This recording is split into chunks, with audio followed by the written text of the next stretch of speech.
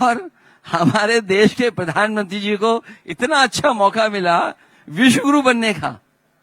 सोचिए अगर वॉर नहीं होता और हमारे देश के प्रधानमंत्री बीच में खड़े हो जाते, कहते वॉर नहीं होने देंगे, क्योंकि वो इजराइल तो गए थे, केवल उन्हें लैंडिंग करनी थी, जैसे उन्होंने किसी देश में लैंडिंग कर ली थी बिना परमिशन के, ईरान में उतर जाते और कहते मैं खड़ा हूं, अब वॉर नहीं होने दूंगा, तो यकीन करना वो दुनिया के विश्व गुरु बन जाते। माननीय काशीराम जी को हम लोग याद कर रहे हैं। उनके साथ साथ जितने भी पीडीए महापुरुष हैं उन सबको हम समय समय पर याद करते हैं।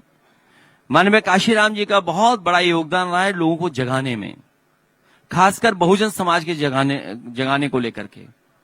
और माननीय काशीराम जी जिस रास्ते पर चले वो रास्ता उन्होंने बाबा साहब भीमराव अम्बेडकर जी का अपनाया कि लोगों को हक दिलाएं, लोगों के न्याय मिले। संविधान में जो बाबा साहब भीमराव अम्बेडकर जी ने उनको हक सम्मान का जीवन दिया है वो दिलाने के लिए उन्होंने जीवन लगा दिया। और एक ऐसा भी समय आया था जब नेताजी और माननीय काशीराम जी ने मिलकर के यूपी में सरकार बनाई थी। न केवल सरकार बनाई थी बल्कि बहुजन समाज पार्टी को ताकतवर बनाने का काम किया था। और उसके बाद एक बार फिर मुझे मौका मिला था जहां पर 2019 में मैंने बहुजन समाज पार्टी से अलायंस किया था। और अलायंस ये सपना लेकर के किया था कि उनकी नेता मायावती जी प्रधानमंत्री बन सकें, लेकिन हम लोग कामयाब नहीं हुए। उन ताकतों से हम नहीं लड़ पाए जिन ताकतों ने कभी बाबा साहब भीमराव अम्बेडकर जी को हरवाया था। उन ताकतों का हम नहीं मुकाबला कर पाए। उन पे संसाधन बहुत हैं, उन पे हालांकि नहीं बोलना चाहिए लेकिन फिर भी बोलें, ये सब भी बहुत हैं, ये सब भी बहुत हैं। उसके कारण हम लोग लड़ाई नहीं जीत पाए, लेकिन ये लड़ाई हमेशा चलती रहेगी और बहुजन समाज को हम लोग जोड़ते रहेंगे। जो कभी सपना देखा था डॉक्टर राम मनोहर लोहिया जी ने और बाबा साहब भीमराव अम्बेडकर जी ने मिलकर के आगे काम करने का, उन्हीं विचार के लोगों को हम लोग जोड़ करके उत्तर प्रदेश में आने वाले समय में भारतीय जनता पार्टी का मुकाबला ही नहीं करेंगे बल्कि उनका सफाया करने का काम 2027 में करेंगे। नहीं, उनकी नाराजगी होना स्वाभाविक है, लेकिन हम बहुजन समाज और जब कभी भी उनके साथ अन्याय होगा तो उनके साथ खड़े दिखाई देंगे आप। मेरे पत्रकार साथी उन्होंने खुद ही धर्म बदल लिया अपना। वो हिंदू कहां है? उन्होंने अपना धर्म बदला। किस कानून से बदला धर्म? आप बताओ कौन सा धर्म है उनका? मैंने कहा ना कि धर्म बदल लिया उन्होंने। उन्होंने अपना धर्म बदला है। नहीं, मुझे नहीं पता, लेकिन मुझे पता है कि उन्होंने धर्म बदला है। तो उन्होंने किस कानून से धर्म बदला? ये अब आपको रिसर्च दे रहा हूं, आप पत्रकार हैं, ये तो मैं जानना चाहता हूं कि जब उन्होंने धर्म बदल लिया तो किस कानून से बदला? अरे मैं दूसरी बात कह रहा हूं, आपकी बात को जोड़ के कह रहा हूं। कानून लाने की जरूरत क्या है? उन्होंने खुद अपना धर्म बदला है।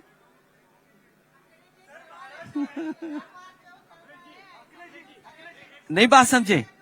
गूगल करो। अरे गूगल कर लो, कुछ नहीं होता। तो उसमें कानून लाने की जरूरत क्या है? जब आपने खुद अपना धर्म बदल लिया तो कानून लाने की जरूरत क्या है? मैं तो सरकार से कह रहा हूं, बीजेपी के लोगों से कहना चाहता हूं कि आपने एक अच्छा खासा मौका खो दिया। आपके नेता विश्व गुरु बन गए होते अगर ये लड़ाई ना होती, युद्ध ना होता, तो हमें आपको इस तरीके से लाइन में न लगना पड़ता।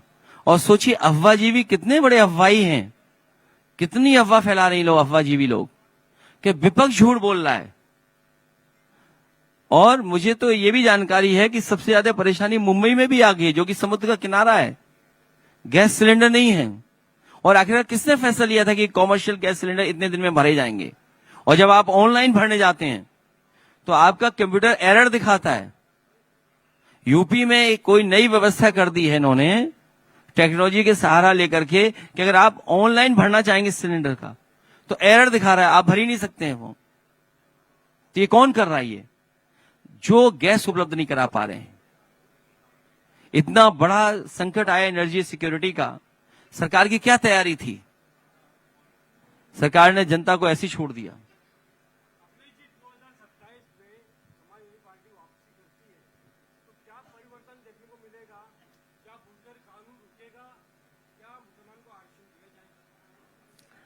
परिवर्तन तो एक ही देखोगे कि योगी जी हट जाएंगे, हम मुख्यमंत्री बन जाएंगे। और बुलडोजर पर दिमाग नहीं होता है, बुलडोजर पे दिमाग नहीं होता है, उसका ड्राइवर बदल जाएगा बस।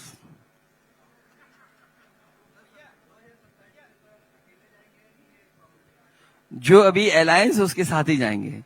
कांग्रेस पार्टी हमारी पुरानी मित्र पार्टी है और इंडिया अलायंस के हम लोग पार्टनर हैं, साथ साथ जाएंगे।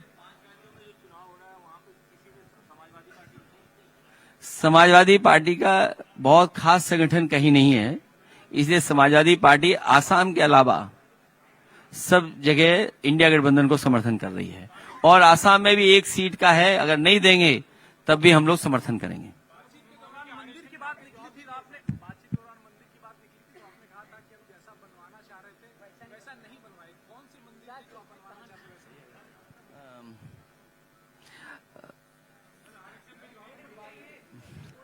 मैं कहूंगा कि जब हमारा मंदिर निर्माण पूरा हो जाए इटावा में, तो आप लोगों को भी बुलाएंगे उसमें।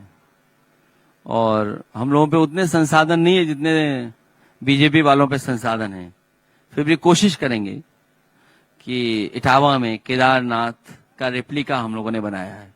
हालांकि उसको लेकर के भी सनातनी लोगों को परेशानी थी। अब आप मुझे ये बताइए कि सनातनी लोग क्यों परेशान होंगे अगर केदारनाथ मंदिर दूसरा बन जाए तो? और ये तो भगवान की इच्छा होती है, भगवान क्या करा दे किससे।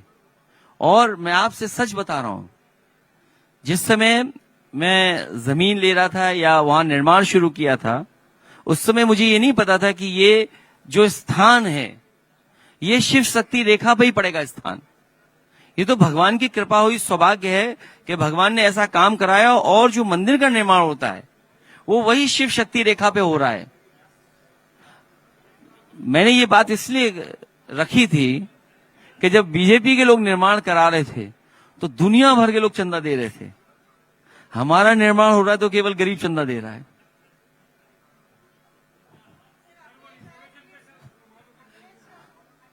उनको बराबरी का हक मिलेगा, बराबरी का हक मिलेगा।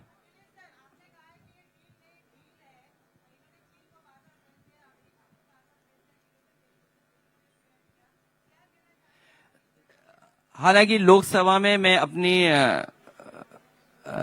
काम और राजनीतिक परिस्थितियों की वजह से मैं उस बहस में हिस्सा नहीं ले पाया जिसमें मुझे हिस्सा लेना चाहिए था।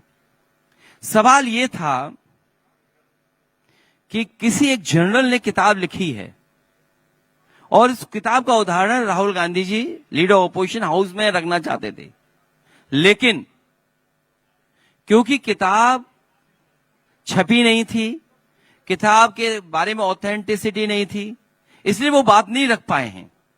हालांकि वो बात मैं अगर रखता तो मैं बीजेपी के लोगों से कहता कि जाकर के देखो वो 120 बहादुर फिल्म, जिसमें उनके सीनियर ऑफिसर ने मना किया था कि आपको जरूरी नहीं है लड़ाई लड़नी है सीमा पर, जरूरी नहीं है कि आप फौज वहां पर खड़ी करें, आप वापस लाइए फौज। लेकिन उस समय के कमांडेंट ने, शैतान सिंह ने ये रिस्क ली और रिस्क लेकर के हर जवान आखिरी गोली तक लड़ा, हर जवान की जान चली गई, कुछ ही लोग उसमें जिंदा बचे, उनका सम्मान मैंने किया था। तो आखिरकार फौज में हम लोग सिखाते क्या हैं? आप सिखा क्या रहे फौज में? वो बहस, वो सवाल मैं यहीं छोड़ जाता हूं, लेकिन लोकसभा में पूरा सवाल जरूर पूछूंगा मैं। चलिए, बहुत धन्यवाद।